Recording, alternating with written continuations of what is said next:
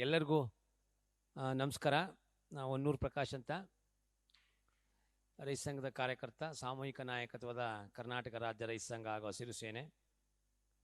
ಏನಿವತ್ತು ಸುಮಾರು ದಿನಗಳಿಂದ ಮಾನವ ಪ್ರಾಣಿ ಸಂಘರ್ಷಗಳು ಹೆಚ್ಚು ನಡೀತಾ ಇದೆ. ಬಂಡೀಪುರ ಮತ್ತು ನಾಗರಹೊಳೆಯಲ್ಲಿ ಸ್ಟಾರ್ಟ್ ಆಗಿದೆ. ಇನ್ನೊಂದು 5 ರಿಂದ 6 ವರ್ಷಗಳಲ್ಲಿ BRT, MM ಹಿಲ್ಸು, ಕಾವೇರಿ ವನ್ಯಧಾಮ ಈ ಕಡೆ ಸ್ಟಾರ್ಟ್ ಆಗ್ತಾ ಹೋಗ್ಬೋದು. ಹಾಗಾಗಿ ಇವತ್ತು ಮಾನವ ಪ್ರಾಣಿ ಸಂಘರ್ಷಕ್ಕೆ ಕಾರಣಗಳೇನು, ಯಾಕೆ ಅವು ಈಚೆ ಬರ್ತಾ ಇದೆ? ಈಗಾಗಲೇ ಅಲ್ಲಿ ಒಂದು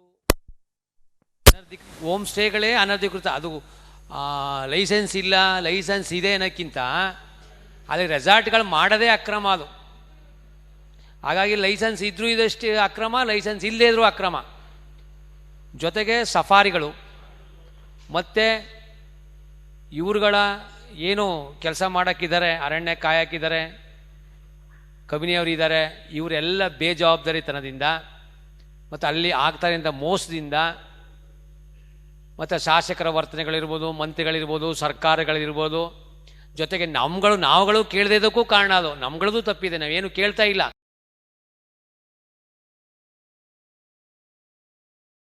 ತಿನ್ಕೊಂಡ್ರು ಸರಿ, ಹುಲಿ ತಿನ್ಕೊಂಡ್ರು ಸರಿ, ಮೇಯ್ಕೊಂಡ್ರು ಸರಿ, ನಾವು ಪ್ರಶ್ನೆ ಮಾಡ್ತಾ ಇಲ್ಲ. ಹಾಗಾಗಿ ಇವೆಲ್ಲರ ದೃಷ್ಟಿಯಿಂದ ಇವತ್ತು ಎಲ್ಲ ಪ್ರಾಣಿ ಮಾನವ ಸಂಘರ್ಷ ನಡೀತಾ ಇದೆ.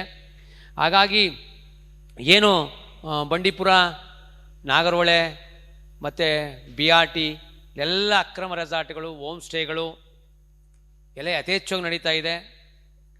ಹಾಗಾಗಿ ಮೊನ್ನೆ ಹೇಳ್ತಾರೆ ಸಚಿವರು, ನಾವು ಯಾವುದನ್ನೂ ಅಕ್ರಮ ರೆಸಾರ್ಟ್ಗಳಿಗೆ ಕೊಟ್ಟಿಲ್ಲ ಅಂತ. ಅದಕ್ಕೆ ನಾವು ಹೇಳೋದು, ಅಕ್ರಮ ಅಲ್ಲಿ ಮಾಡಿರೋದೆಲ್ಲ ಇಲ್ಲಿ ಅದು ಲೈಸೆನ್ಸ್ ತಗೊಂಡ್ರು ಅಕ್ರಮನೇ. ಕಾಡೊಳಗಡೆ ಮತ್ತು ಇನ್ನೀರೊಳಗಡೆ ಮಾಡ್ತಾ ಇರೋದೆಲ್ಲ ಮಾಡ್ತಾ ಇದ್ದೀರಾ. ಹಾಗಾಗಿ ಒಂದು ಅಲ್ಲಿ ಕ್ಲಬ್ಬು, ರೆಸ್ಟೋರೆಂಟು, ಬೋಟು ಇವೆಲ್ಲವನ್ನು ಸೇರಿಸ್ಕೊಂಡು ಇವತ್ತು ರೈತರ ಹೆಸರಲ್ಲಿ ಒಂದೊಂದು ಮಾಡ್ತಾ ಇದ್ದಾರೆ. ಒಂದಷ್ಟು ಪರಿಸರವಾದಿಗಳು ಇದ್ದಾರೆ ಅದರಲ್ಲಿ. ಹಾಗಾಗಿ ಇದನ್ನು ತಾವು ನಿಲ್ಲಿಸ್ಬೇಕು. ಜೊತೆಗೆ ಅಲ್ಲಿನ ಅನಿಲ್ ಚಿಕ್ಕಮಾದವ್ರು ಹೇಳ್ತಾರೆ ಹೊರಗಡೆಯಿಂದ ಬಂದು ಮಾತಾಡ್ತಾರೆ ಅಂತ. ಅವರು ಒಂದು ಪ್ರಶ್ನೆ ಕೇಳಿದ್ರು ಬಂಡೀಪುರ DFನ, ನಿಮ್ಮ ಮೇಲೆ ಕೇಸ್ ಯಾಕೆ ಹಾಕಬಾರ್ದು ಅಂತ. ಅದು ಒಳ್ಳೆ ಪ್ರಶ್ನೆ, ನಾನು ಅದನ್ನು ಸ್ವಾಗತ ಮಾಡ್ತೀನಿ. ಅಲ್ಲೂ ಹೇಳಿದೆ ಅವ್ರದ್ರಿಗೆ, ಆ ಕ್ವಶನ್ಗೆ ನೀವು ಸರಿ, ಯಾಕೆ ಅವ್ರ ಮೇಲೆ ಕೇಸ್ ಹಾಕಬಾರ್ದು ಅಂತ, ಅದು ಸ್ವಾಗತ. ಆದರೆ ಇಲ್ಲಿ ಹೊರಗಡೆಯಿಂದ ಬಂದು ಮಾತಾಡ್ತಾರೆ ಅಂದರೆ, ನಾನು ಭಾರತ ದೇಶದ ಪ್ರಜೆ, ನನಗೆ ಎಲ್ಲಿ ಗೊತ್ತಾರೋ ಅನ್ಯಾಯಗಳು, ರೈತರ ಪರ ಹೋರಾಟ ಮಾಡೋಕ್ಕೆ ನಾನು ಸಿದ್ಧನಿದ್ದೀನಿ. ಎಲ್ಲಿ ಬೇಕಾದ್ರೂ ಅದನ್ನು ಅವರು ಚಿಕ್ಕಮಾದವರು ತಿಳ್ಕೋಬೇಕು. ಹಾಗಾಗಿ ಇವತ್ತು ಈಗಾಗಲೇ 6 ಹುಲಿ 8 ಹುಲಿ ಸತ್ತಿದೆ. 2 ಮನುಷ್ಯರು ಪ್ರಾಣ ತೆಗೆದುಕೊಂಡಿದ್ದಾರೆ, ಒಬ್ಬರಿಗೆ ಹಾಸ್ಪಿಟ್ಲಲ್ಲಿದ್ದಾರೆ.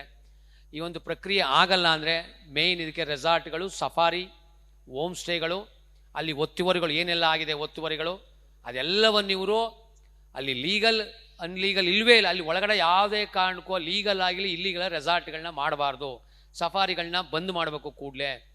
ಅಲ್ಲಿ ಯಾರೇ ಪ್ರಭಾವಿಗಳಾಗಿದ್ರು ಈಗಲೇ ಡೆಮಾಲಿಷ್ ಮಾಡಬೇಕು. ನಂಗೆ ಜಿಲ್ಲಾಧಿಕಾರಿಗಳು ಹೊರಗೆ ಬರಲಿ, ಅದು ಬರಲಿ, ಇದು ಬರಲಿ, ನಾವು ಕಾಯೋಕ್ಕಲ್ಲ. ಅದರಿಂದ ಏನೇನು ಮುಂದೆ ತೊಂದರೆ ಆದರೆ, ಇನ್ನು ಒಂದು ಪ್ರಾಣ ಹೋದ್ರೂ ಸರ್ಕಾರ ನೇರ ಹೊಣೆ. ಅವತ್ತು ನಮ್ಮ ಈಶ್ವರ್ ಖಂಡ್ರೆ ಎದುರಿಗೂ ನಾನು ಹೇಳಿದ್ದೀನಿ, ನೀವು ಲೇಟಾಗಿ ನೀವು ಸಭೆ ಕರೀತಾ ಇದ್ದೀರಾ, ಇದಕ್ಕೆ ನೀವೇ ರಾಜೀನಾಮೆ ಕೊಡಬೇಕಾಗಿತ್ತು, ಸರ್ಕಾರವೇ ಹೊಣೆ ಆಗಬೇಕಿತ್ತು, ನೇರ ಅವ್ರಿಗೆ ಹೇಳಿದ್ದೀನಿ ನಾನು.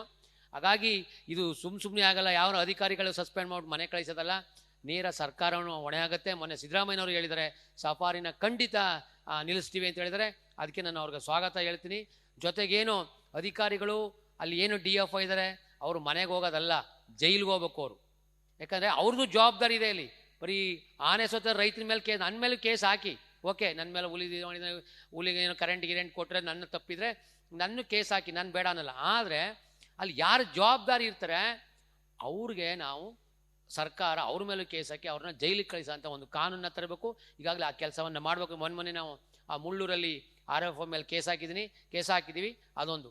ಜೊತೆಗೆ ಈ ಥರ ಗಲಾಟೆಗಳಾದಾಗ ಯಾರು ರೈತ ಸಂಘದಲ್ಲಿರ್ಬೋದು, ರೈತರು ಯಾರು ಮುಂದಾಗಿ ಬರ್ತಾರೆ ಅವ್ರ ಮೇಲೆ ಕೇಸ್ ಹಾಕೋ ಪ್ರವೃತ್ತಿನ ಮಾಡ್ಕೊಂಡ್ಬಿಟ್ಟಿದ್ದಾರೆ. ಅವ್ರ ಪೊಲೀಸು ಮತ್ತು ಏನು ಅರಣ್ಯ ಇಲಾಖೆ ಯಾರು ಬರ್ತಾರೆ, ಯಾರೋ ಗೊತ್ತಿರುತ್ತೆ ಧೈರ್ಯವಾಗಿ ಬರ್ತಾನೆ, ಅವನ ಮೇಲೆ ಕೇಸ್ ಹಾಕೋದು.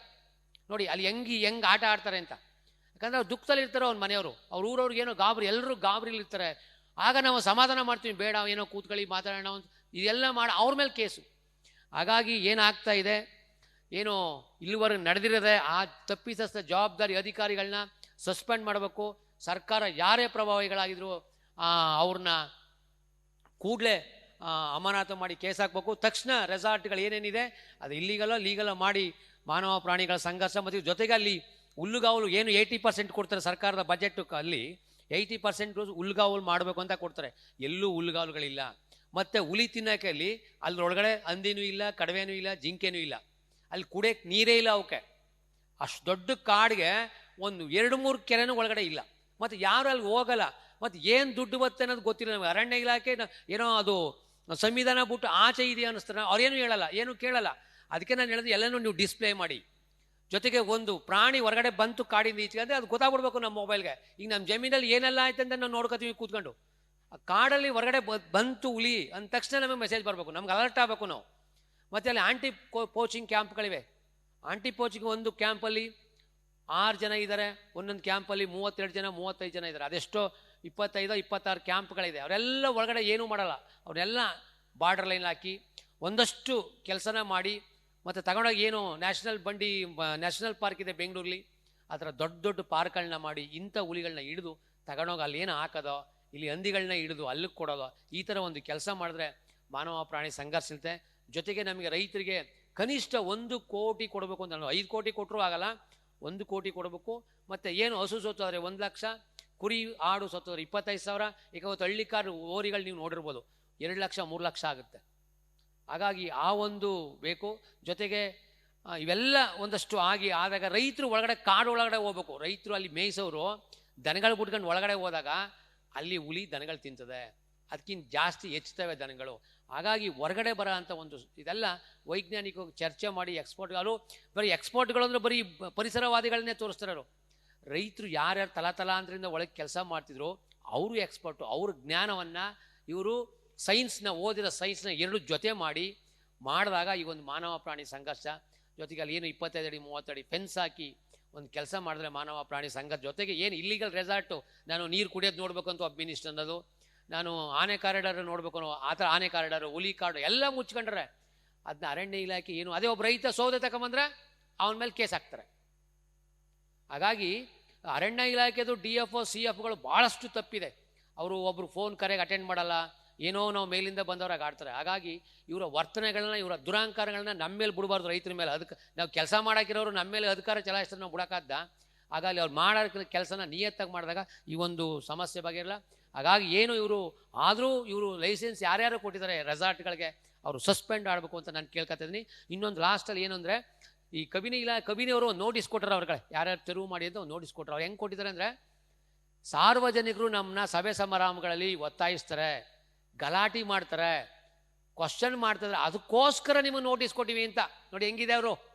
ತಾವು ಇಲ್ಲಿ ನೀವು ಅನಧಿಕೃತ ರೆಸಾರ್ಟ್ ಮಾಡ್ಕೊಂಡಿದ್ದಾರೆ ಅಂತ ಕೇಳ್ತಾ ಇಲ್ಲ, ಸಾರ್ವಜನಿಕರು ಸಂಘಟನೆಗಳು ಅವ್ರನ್ನ ಕೇಳ್ತಾ ಇದ್ದಾವಂತ. ಅವ್ರು ಕ್ವಶನ್ ಮಾಡ್ತಾರೆ, ಅದಕ್ಕೋಸ್ಕರ ಅವರು ನೋಟಿಸ್ ಕೊಡ್ತಾರೆ ಅಂತ ನೋಟಿಸಲ್ಲಿ ಮೆನ್ಷನ್ ಮಾಡಿದ್ದಾರೆ. ನೋಡಿ ಯಾವ ಥರ ಇದೆ. ಹಾಗಾಗಿ ಇಷ್ಟು ಹೇಳ್ತಾ ಮುಂದೆ ಇದೆಲ್ಲನೂ ನಮ್ಮ ರವಿಕುಮಾರ್ ಸರ್ ಹೇಳ್ತಾ ಅಂತ ಅವ್ರಿಗೆ ನಾನು ವರ್ಗಾಯಿಸ್ತಾ ಇದ್ದೀನಿ.